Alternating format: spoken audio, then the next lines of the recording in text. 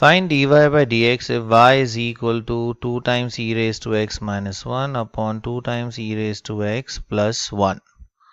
So यहाँ पर हम use करेंगे quotient rule in order to find the derivative. Now here this is the numerator and this is the denominator. और quotient rule होता है denominator into derivative of numerator minus numerator into derivative of denominator upon denominator square.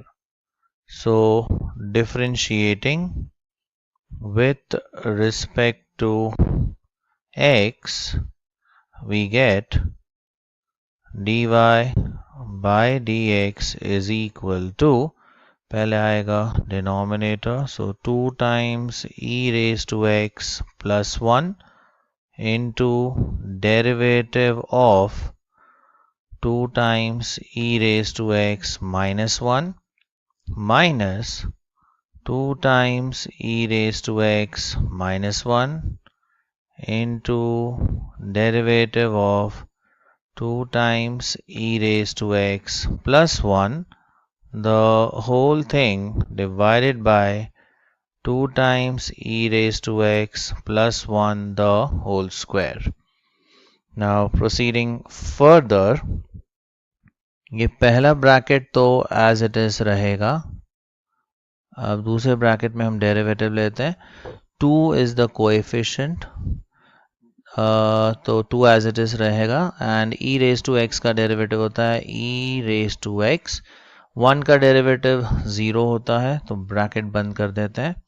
Minus 2 times e raise to x minus 1 into ये दो terms का derivative, again 2 is the coefficient, into derivative of e raised to x which is e raised to x plus 1 का derivative होता है 0, तो bracket close करते हैं, divided by 2 times e raised to x plus 1 the whole square.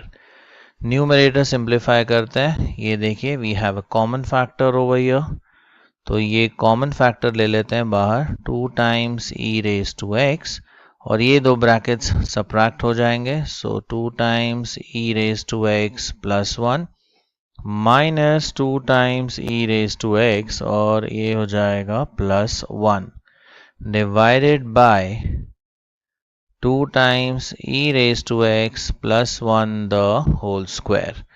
Now ये जो term है 2 times e raise to x bracket के अंदर, ये तो कैंसिल आउट हो जाता है.